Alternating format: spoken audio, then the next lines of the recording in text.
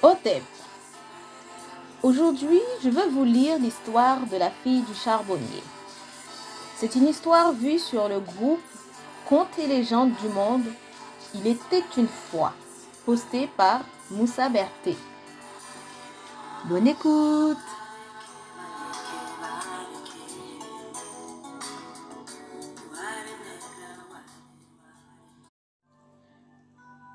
Parmi les majestueuses montagnes d'un royaume, vivait autrefois un charbonnier. Pauvre et démuni, il était père de 7 filles et 2 garçons. Il peinait beaucoup pour nourrir sa nombreuse famille. Tous les matins, il se rendait dans la forêt et travaillait avec acharnement. Le soir, à son retour, l'homme était noir de charbon et ses filles avaient honte de sa condition. Et elles s'en désintéressaient complètement. Elles passaient le plus clair de leur temps à s'occuper de leur toilette et elles aimaient se farder et jouer aux bourgeoises. Tassénie, la cadette des filles, était très différente. Elle s'occupait des tâches ménagères et prenait soin de son malheureux père. Volontaire et généreuse, elle se montrait toujours indulgente vis-à-vis de la paresse et de l'indifférence de ses sœurs. Essayant constamment de réparer leurs erreurs et de combler leurs désirs, cette fille était également d'une remarquable beauté et d'une formidable sagesse. En outre, elle excellait dans l'art de parler. Son éloquence et sa finesse de son esprit étaient reconnues de tous. Dans tout le village, on la citait en exemple. Au fur et à mesure que la jeune fille mûrissait, elle montrait un comportement digne des plus grands sages et philosophes. La réputation de la jeune Tassénie atteignit le palais du roi Plaisantin. Ce monarque se passionnait uniquement pour les énigmes, les satires et les bouffonneries. Sa cour regorgeait des farceurs et des conteurs. Il organisait régulièrement des tournois à ce propos. Quand ce roi entendit parler des talents surprenants de la jeune Tassénie, il lui envie de la connaître et de la mettre à l'épreuve. Il convoqua alors le pauvre charbonnier. Celui-ci trembla de peur. Connaissant la tyrannie de l'homme, il se rendit au palais en priant le ciel de lui venir en aide. Le roi s'adressa alors au charbonnier. « J'ai entendu dire que ta petite dernière a le don de résoudre n'importe quelle énigme. Serait-elle aussi forte qu'on le prétend? »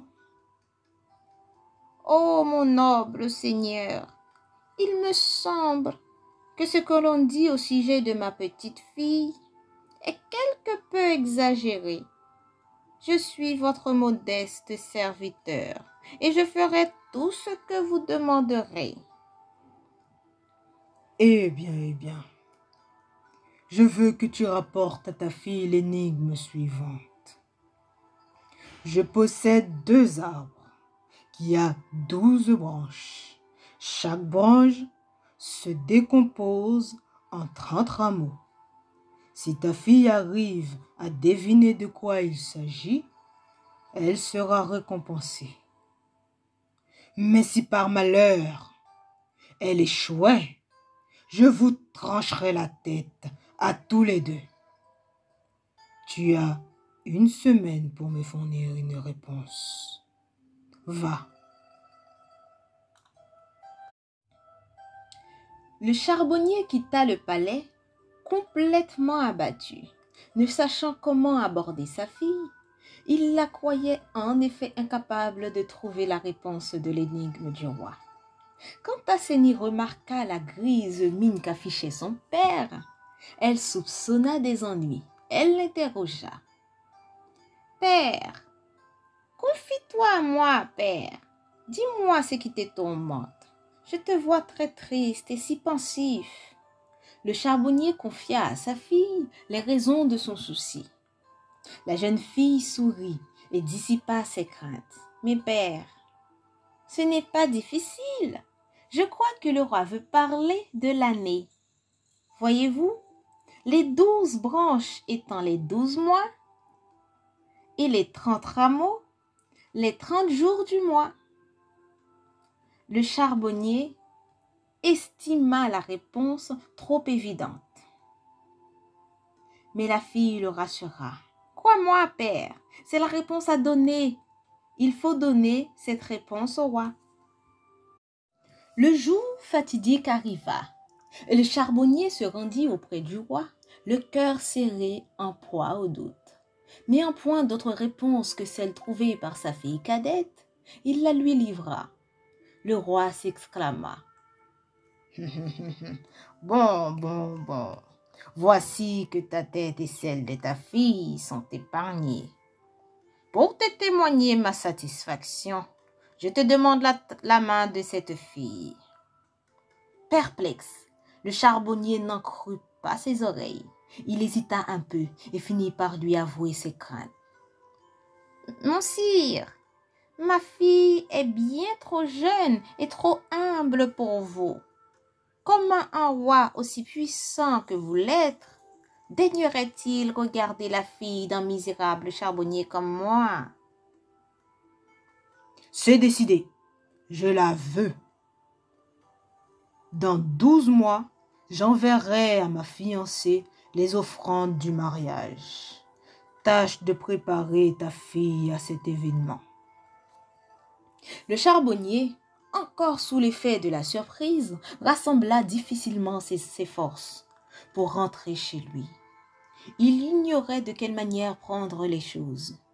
Fallait-il se réjouir de la nouvelle ou bien s'en inquiéter? La fantaisie du roi et ses désirs extravagants et son humeur lunatique étaient bien connus de tous. Tassigny, assez étonné par la nouvelle, considéra malgré tout sérieusement la proposition du roi. Et peu à peu, elle se prépara à devenir l'épouse de cet homme si singulier. Les 12 mois fixés s'écoulèrent. Le charbonnier attendit, avec impatience et anxiété, les messagers du roi. Il fit de son mieux pour les recevoir dignement. La modeste demeure vit arriver 17 serviteurs chargés de somptueux présents destinés à la fiancée. Celle-ci fut ravie par la magnificence de ces cadeaux envoyés par le roi. Elle fit montre d'une grande hospitalité et sut se rendre agréable à ses invités. Ces derniers ne cessaient de l'observer, ainsi que le roi le leur a ordonné. Or, durant leur périple, les serviteurs jaloux de la fiancée, estimant qu'elle ne méritait pas toutes les largesses du roi, s'étaient emparés d'une partie des trésors.